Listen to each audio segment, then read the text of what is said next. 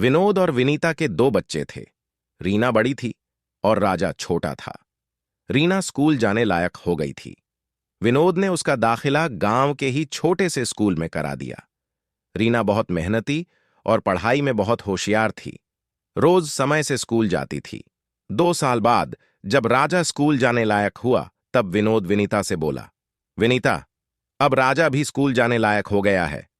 मैं सोच रहा था इसका दाखिला शहर के सबसे अच्छे स्कूल में करवा दूं। विनीता बोली, लेकिन वहां तो बहुत पैसे लगेंगे, हम इतने पैसा कहां से लाएंगे? विनोद बोला, राजा हमारा इकलौता बेटा है और वहीं तो हमारे बुढ़ापे का सहारा है। उसको अच्छे स्कूल में पढ़ाएंगे तभी तो वो बड़ा आदमी बनेगा। मैं कैसे भी मेहनत करके इसको अच्छे स्कूल में पढ़ाऊंगा। रीना अपने माता पिता की सारी बातें वहीं बैठकर सुन रही थी। रीना बहुत खुश हो गई। रीना बोली, हाँ पिताजी, मैं भी राजा के साथ उसी स्कूल में पढ़ूंगी। दोनों साथ पढ़ने जाएंगे। रीना की बातें सुनकर विनोद गुस्से में बोला, तुम लड़की हो, तुम्हें पढ़ा लिखाकर मैं क्या करूंगा? तुम थोड़े ही मेरा नाम रोशन करोगी। बेटियां पराई धन होती है। जहां पढ़ रही हो वहीं पढ़ो, अगर नहीं पढ़ना हो तो भी कोई बात नहीं। रीना रोने लगी और वहां से बाहर चली गई। राजा का दाखिला शहर में हो गया। वह रोज बस से स्कूल जाता था। राजा अच्छे से पढ़ाई करे, उसके लिए विनोद ने अपने खर्चे बिल्कुल कम कर दिए थे। रोज सुबह राजा को उसकी मां अच्छे से तैयार कर, अच्छा भोजन देकर उसे स्कूल भेजती थी। वही रीना रोज खुद से तैयार होकर रूखा सूखा खाकर स्कूल जाती थी। एक दिन रीना समय से पहले ही तैयार होकर स्कूल जाने ही वाली थी, लेकिन राजा अभी तैयार नहीं था। विनोद ने देखा कि राजा अब भी स्कूल जाने के लिए तैयार नहीं है और रीना तैयार हो गई है। रीना को गुस्से में बोला, तुम अभी से तैयार होकर क्यों बैठी हो? तुम्हें घर की कोई जिम्मेदारी का एहसास नहीं है? देख नहीं रही राजा ने अभी भोजन भी नहीं किया है? रसोई में जाकर मां का हाथ बटाओ, तभी तो मेरा बेटा समय से स्कूल जा पाएगा। रीना रसोई में जाकर मां के साथ काम करने लगी। इधर राजा खेलने में लगा हुआ था। खेलते खेलते जमीन पर गिर गया और हल्की सी चोट लगने के कारण रोने लगा। उसे रोता देख विनोद ने पूरा घर सर पर उठा लिया और रीना को बुलाकर सारा गुस्सा निकालते हुए बोला, तुम्हें बोला था कि राजा का ध्यान रखना, कहां थी तुम? अब तुम्हें स्कूल जाने की कोई जरूरत नहीं है। तुम अब से घर में रहोगी और राजा का ध्यान रखोगी। रीना बोली, आपके कहने पर ही मैं रसोई में मां के साथ काम कर रही थी। उसका जवाब सुनकर विनोद आग बबूला हो गया। उसने रीना को बुरी तरह पीटा और उसकी सारी किताबें जला डालीं और बोला, अपने बाप से जबान लड़ा रही हो। आज के बाद तुम घर के काम करोगी, राजा का ध्यान रखोगी, अब तुम्हारा स्कूल जाना बंद। रीना ने अपने पिता को समझाने की बहुत कोशिश की, लेकिन उसने एक न सुनी। रीना की पढ़ाई रुक गई। समय बीतता गया। रीना 18 साल की हुई ही थी कि उसकी शादी कर दी गई। तब तक राजा भी 12वीं पास कर लिया था। एक दिन राजा विनोद से बोला, पिताजी, मैं अच्छे अंकों से 12वीं पास कर लिया हूं। आगे की पढ़ाई करने के लिए मुझे अमेरिका जाना है। विनोद बोला, बेटा, मैंने आज तक जितना कमाया तेरी पढ़ाई लिखाई, तेरे पालन पोषण में लगा दिया। अब मेरी उम्र भी ढल रही है। तेरी पढ़ाई यहां से भी तो हो सकती है। मेरे पास इतने पैसे नहीं हैं कि तुझे अमेरिका भेजकर पढ़ा सकूं। तुम मेरी आंखों के सामने रहोगे तो मुझे संतोष रहेगा। राजा बोला, पिताजी, आपको इन सब बातों का ध्यान रखना चाहिए था। अपने खर्चे कम करके मेरी पढ़ाई के लिए बचाना चाहिए था। मुझे अमेरिका में ही पढ़ना है। आप ये घर बेच दीजिए। विनोद बेटे के प्यार में आकर घर बेच दिया।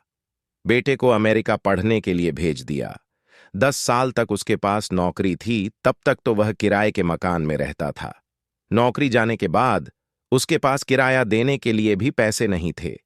इस बीच विनीता की तबीयत भी खराब रहने लगा। विनीता के कहने पर उसने राजा को फोन किया और बोला, बेटा, तुम कब आ रहे हो? यहां तुम्हारी मां की तबीयत भी ठीक नहीं रहती है और मेरी नौकरी भी जा चुकी है। अब हमें तुम्हारी जरूरत है। तुम जल्दी आ जाओ। राजा ने जवाब दिया, पिताजी, मैं अमेरिका में ही रहूंगा। यही मैं नौकरी कर रहा हूं। यहां मैंने शादी भी कर ली है। मेरा एक बच्चा भी है। आप लोगों के चक्कर में मैं अपने बच्चे का भविष्य खराब नहीं करूंगा। आप अपनी परेशानी देखो और मुझे परेशान मत करो। विनोद और विनीता उसकी ऐसी बातें सुनकर सदमे में पड़ गए। वे एक वृद्धाश्रम में अपना गुजर बसर करने लगे। राजा कभी इनका हाल चाल पूछने के लिए भी फोन नहीं करता था।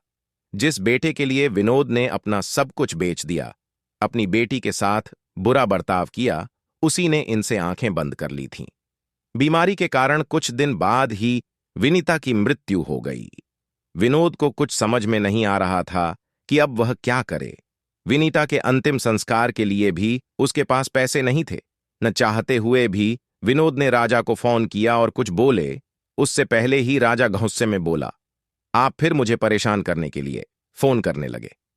मैं वापस उस सड़ी हुई जगह पर कभी नहीं आने वाला हूं। यह सुनकर विनोद की आंखें भर आईं। विनोद रोते हुए बोला, बेटा, आज तेरी मां मर गई हैं। यही बताने के लिए तुझे फोन किया हूं ना, कि तुझे परेशान करने के लिए। इतना सुनकर राजा थोड़ी देर चुप रहा, फिर बोला, पिताजी, मैं तो नहीं आ सकता। यहां बेटे की परीक्षा का समय हो गया है और मुझे छुट्टी भी नहीं मिलेगी। मैं कुछ पैसे भेज रहा हूं, आप मां का अंतिम संस्कार कर दीजिए। इतना बोलकर फोन काट दिया। जैसे ही फोन रखा तो देखा सामने रीना और उसका पति खड़ा था, जिसे देख विनोद आंखें चुराने लगा। रीना बिना कुछ बोले अपने पति के साथ मिलकर मां का अंतिम संस्कार कराया। अपने पिता विनोद को अपने साथ अपने घर चलने को बोली। विनोद कौन सा मुंह लेकर अपने बेटी दामाद के घर जाता। वह रोते हुए बोला, बेटी, मुझे माफ कर दो। मैंने तुम्हारे साथ गैरों के जैसा व्यवहार किया, फिर भी तुम मेरी मुसीबत में मेरे पास आई, मेरी मदद की। जिसे मैंने अपनी पलकों पर बैठाया, उसने आज मुझे गैर बना दिया। मैं तुम्हारे साथ तुम्हारे घर नहीं आ सकता। आखिर कोई बाप बेटी का कैसे खा सकता है? रीना ने जवाब दिया, पिताजी, जो गलती आपने शुरू में की थी अभी भी वही दोहरा रहे हैं। बेटा बेटी में कोई भेदभाव नहीं होता। आप मेरे साथ चलिए, मैं आपकी सेवा करूंगी। बेटी रीना की ये बात सुनकर विनोद को अपनी गलती का एहसास हुआ। फिर अपनी बेटी के घर ही रहने लगा। रीना भी उसकी बहुत सेवा करती थी।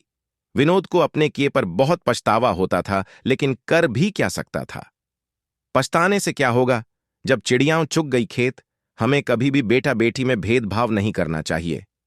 बेटा तभी तक बेटा होता है जब तक उसकी शादी नहीं हो जाती।